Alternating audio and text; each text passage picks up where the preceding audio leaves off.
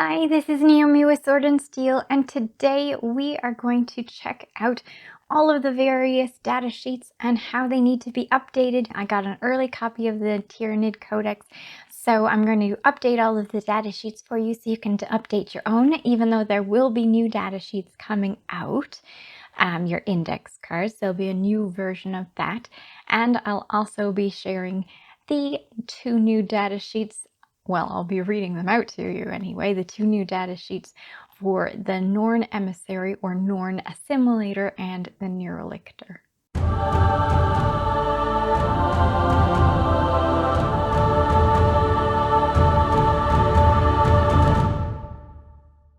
Alright, let's begin with the army rules. First of all, there's barely any change to Synapse, but it just says that unit is said to be within Synapse range of that model and your army, instead of just your army.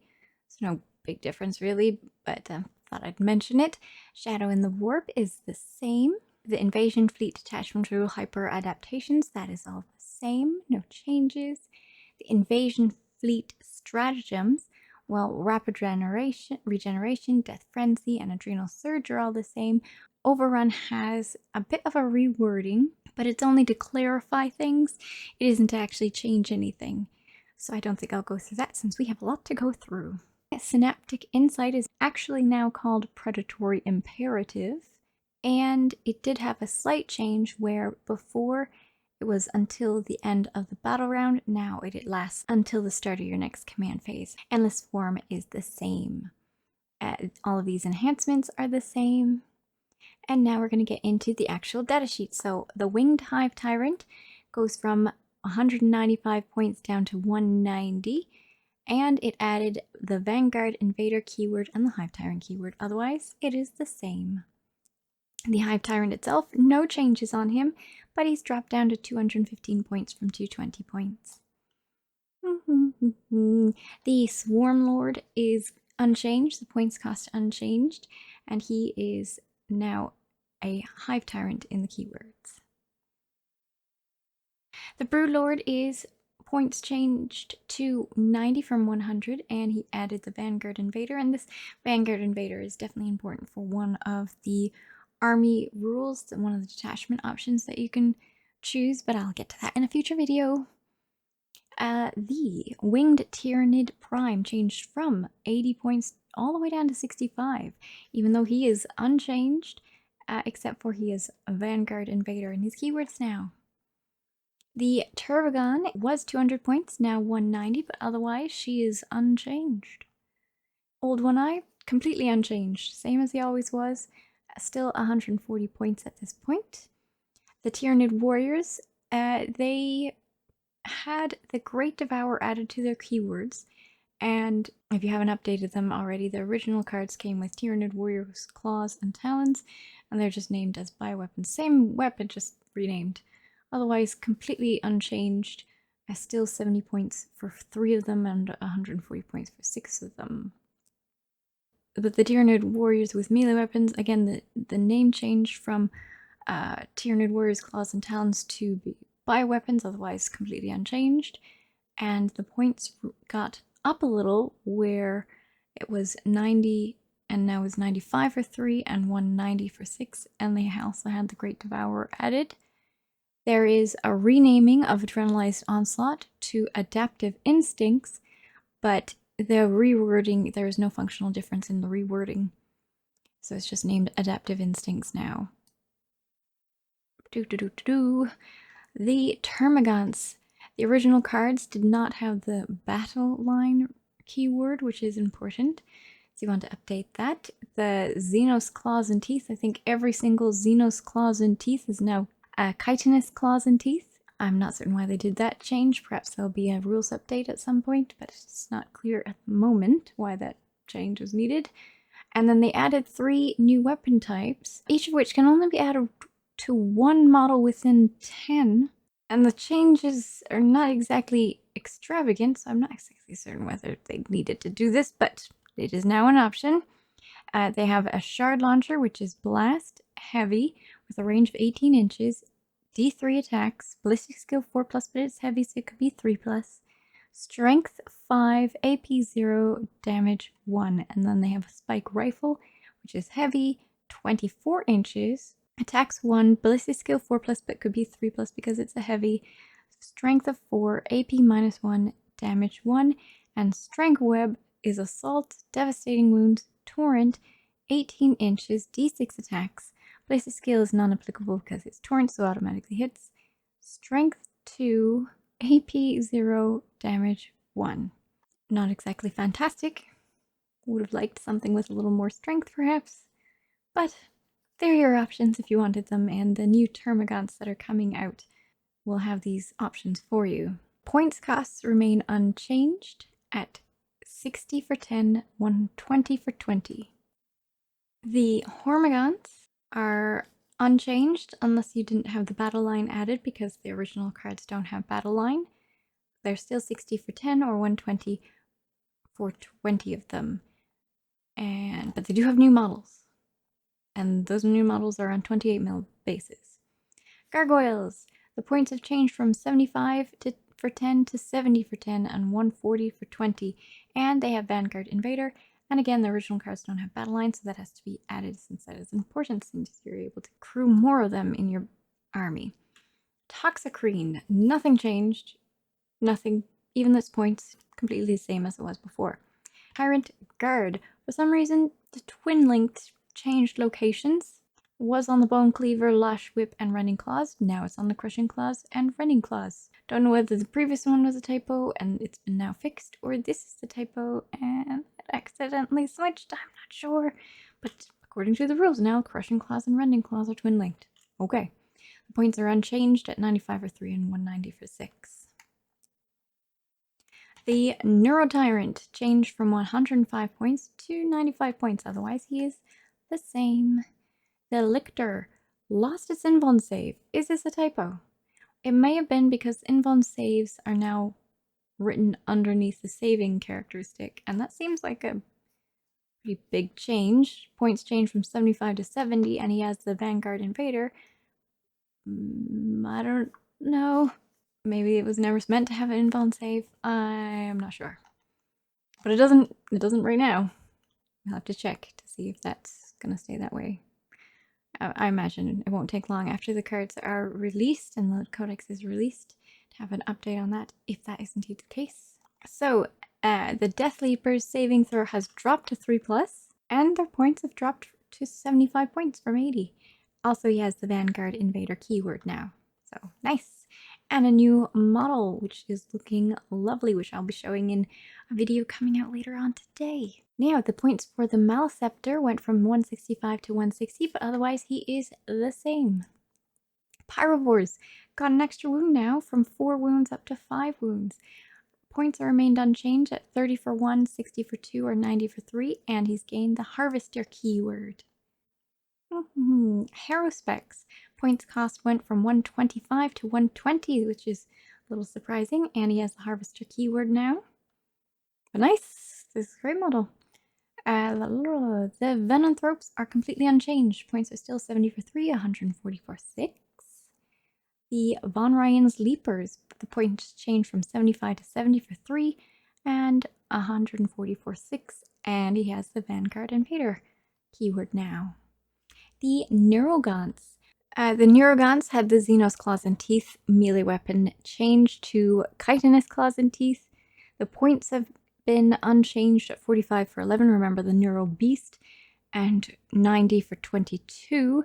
The Neurosights ability has changed slightly to exclude Neurogaunt units, so it says, while this unit is within Synapt's range of a friendly Tyranids unit, excluding Neurogaunt units, it has the Synapse keyword.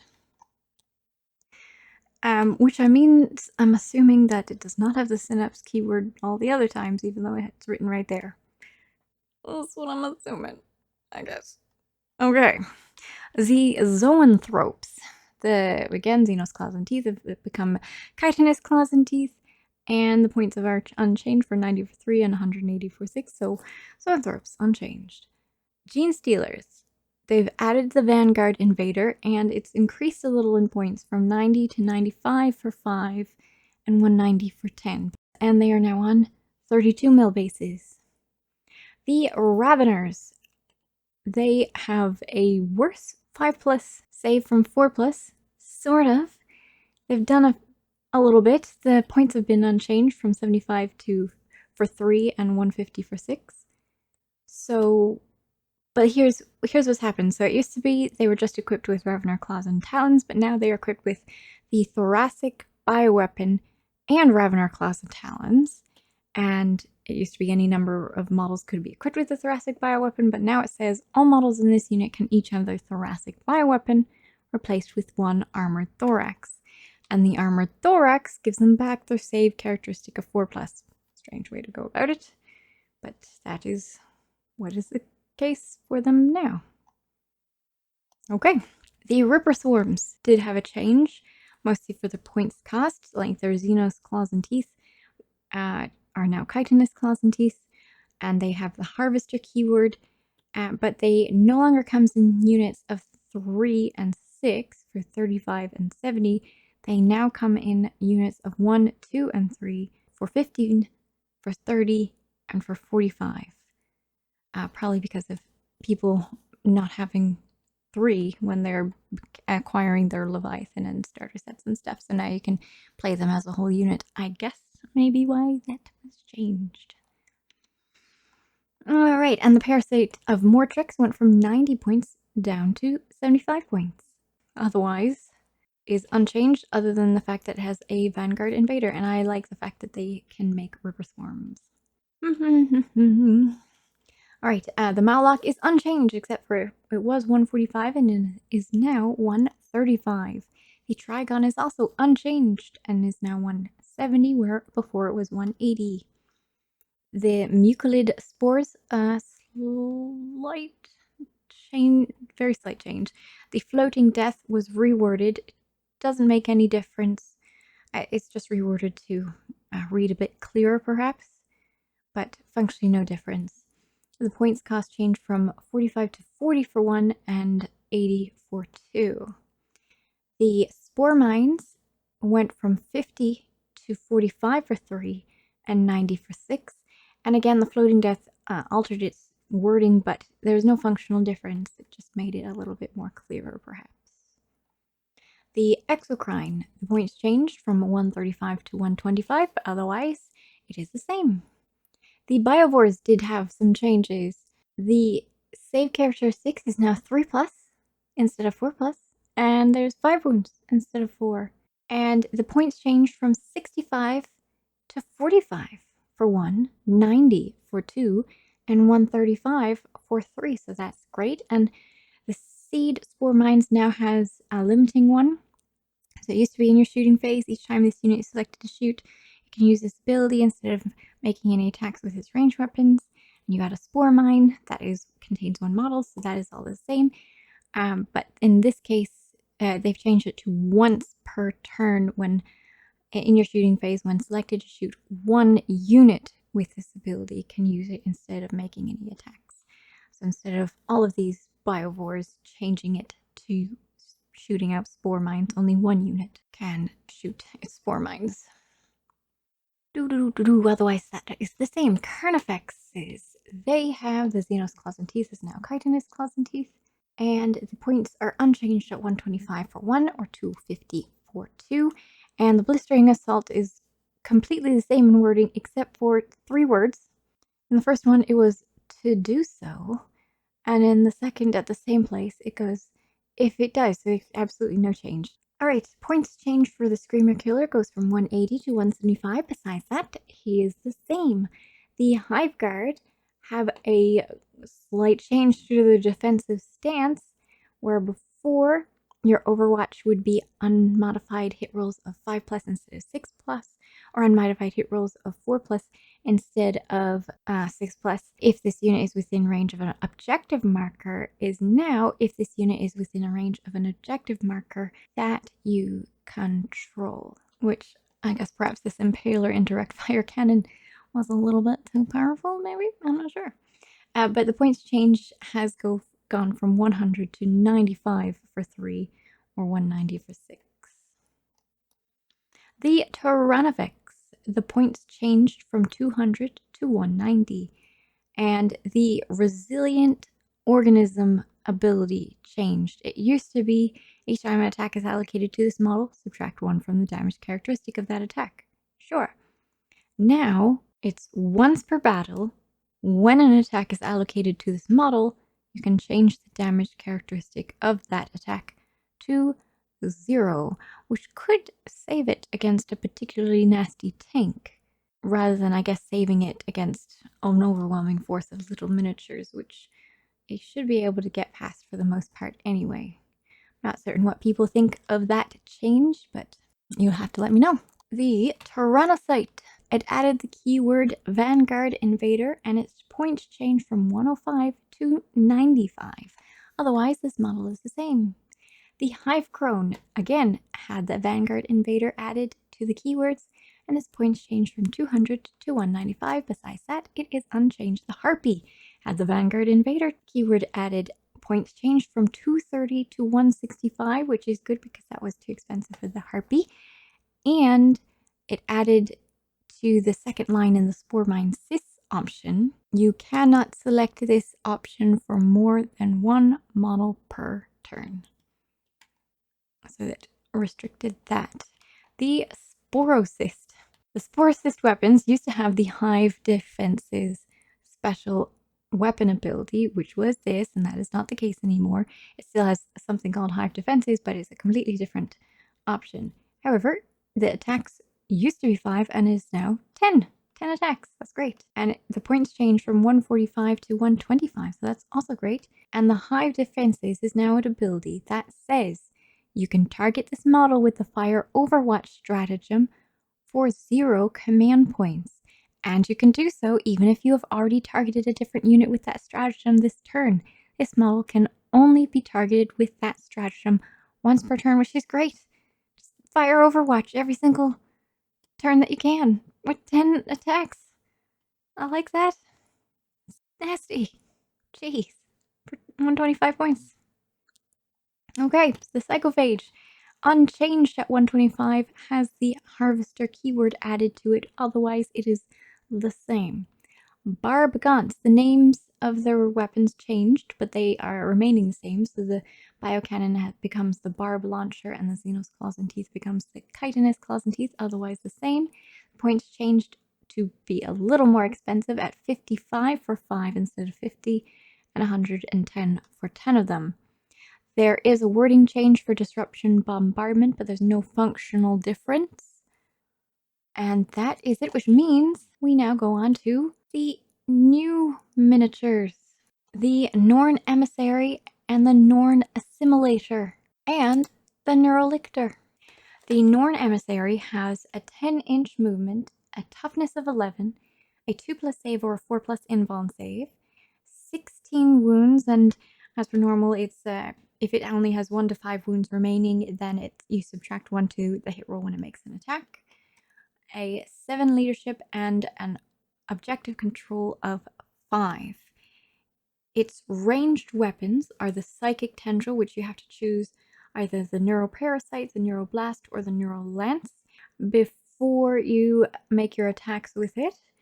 And the first one is the Neuroparasite, which is precision and psychic. It has an 18-inch range, 2 attacks, Blissey skill 2+, 8 strength, AP -2, D3 damage, which is great. The Neuroblast is blast and psychic, range 18 inches, 2d6 attacks, 2+ Blissey skill, 6 strength, AP -2, 1 damage, also great. And the Neurolance is Melta 2, psychic, range 18 inches, 2 attacks, 2+ Blissey skill, 12 strength, AP -3, D6 damage each. Such a great ranged weapon. But it also has a melee weapon of monstrous scything talons and monstrous rending claws. And the rending claws has extra attacks, so you get to attack with them both. The monstrous scything talons has 6 attacks, 2+ weapon skill, 9 strength, AP -2, 3 damage, which is great. And the monstrous rending claws has 4 attacks, 2+ weapon skill, 7 strength, AP -2, 2 damage each. This is such a great model. And She also has she's a monster, a psyker, a great devourer, a synapse, Norn Emissary. She has Deadly Demise D6, Shadow in the Warp, Synapse. She has the Singular Purpose ability, which I believe was written down here. Yeah. The Singular Purpose says at the start of the first battle round, select one of the following. You can select one enemy unit until the end of the battle. Each time this model makes an attack that targets that unit, you can reroll the hit roll and reroll the wound roll. So anyone who's incredibly important, like, I don't know, a Baneblade maybe, you choose that one to try and fight it down quickly and effectively. Or you can select one objective marker until the end of the battle. While this model is within range of that objective marker, it has Feel No Pain 5+, and an objective control characteristic of 15. I'm not sure which one I would choose. You do have to choose at the start of the first battle round and stick with it. I think more often I would go with this, but I'm not sure. This seems also pretty nice. It all depends, I suppose. And then she has one last ability, which is called Unnatural Resilience, and it gives her a Feel No Pain of 4+ against mortal wounds. And again, she's 285 points. This fellow, on the other hand, the Norn Assimilator, is 305 points. Has the same stats, but does not have the invuln save, which I found a little strange, but does not have the invuln save. He has a Toxic Injector Harpoon, which was written down here, yeah. And the Harpoon ability says that after the bearer is shot with his weapon, select one enemy monster or vehicle unit hit by one or more of those attacks until the end of the turn. Each time the bearer selects that unit as a target of a charge, add 2 to the charge roll. The range on that is 12 inches, 2 attacks, Blissey skill 2+, strength 12, AP -3, D6 +1. He is the anti-tank variant, and she's like the anti-troop variant. She could do a little bit of damage to the tanks anyway, but imagine having 3 of them and 3 of them. Not that they have much space for anyone else, I suppose, but it'd be cool. Let's see, what else does he have? So he also has Monstrous Scything Talons, which is the same thing as hers, which was 6 attacks, 2+ weapon skill, 9 strength, AP -2, and 3 damage. But he also has his Toxic Injector Harpoon that has extra attacks.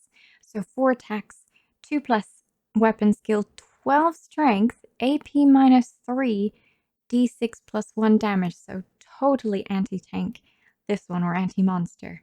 And he has Monster, Great Devourer, Synapse, Norn Assimilator. He's got Deadly Demise, Shadow in the Warp, Synapse, and he also has the same Singular Purpose. So at the first battle round, you want to select one of these ones. I feel like I would definitely choose that one for him because you are going to just send him off to the biggest, baddest and destroy it as fast as possible. Or send him off to the biggest, baddest first, and then when he's weaker, having chose the second unit for this ability so that you can just get him all the faster. I guess it really depends. I really like that ability.